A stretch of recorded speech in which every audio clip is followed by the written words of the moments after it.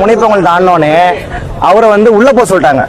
அவர் வெளியே உட்கார்ந்து லைட்டை போட்டு பாதி மக்கள் பார்த்துட்டு அப்படியே கிளம்பியிருப்பாங்க. அவர் உள்ள போனனாலதான் மக்கள் பின்னாடி இருந்த மக்கள் எல்லாம் முன்னாடி வந்துட்டாங்க. சரிங்களா, அது ஃபர்ஸ்ட் காரணம். அது இல்லாம அவர் வந்த உடனே திடீர்னு எங்கிருந்து ஒரு அலை மாதிரி கும்பல் வந்துன்னே தெரியல. ஒவ்வொரு சந்திலுமே பசங்க அடிச்சுக்கிட்டாங்க. ஆனா அங்க அந்த வேலுச்சாமிபுரத்துலயே நேற்று நியூஸ்ல போட்டிருந்தாங்க, ஒரு அண்ணன் வீட்டுக்காரர் பேசியிருந்தாரு. எங்க இருந்து பசங்க எல்லாம் வந்தாங்க, கையில என்னமோ வச்சிருந்தாங்க. எங்களோட அண்ணன் பையன் அவன் சட்டை கிழிஞ்சிருக்கு, பாதி பேர் தொண்டலோட சட்டை பிளேடு போட்ட மாதிரி கிழிஞ்சிருக்கு. சரிங்களா, இதெல்லாம் எப்படி நடந்துச்சுன்னு எங்களுக்கு தெரியல.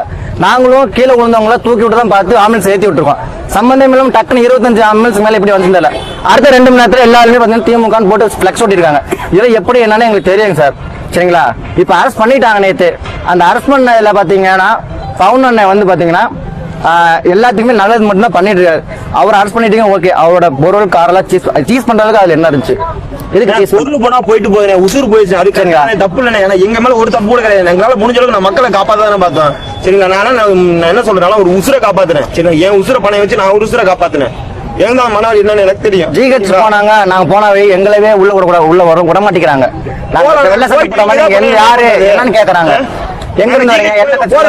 எல்லாமே அவங்க ஆளு என்ன பண்ணுவாங்க. அவங்க ரொம்ப மோசமான ஆளு அவங்க எல்லாம்.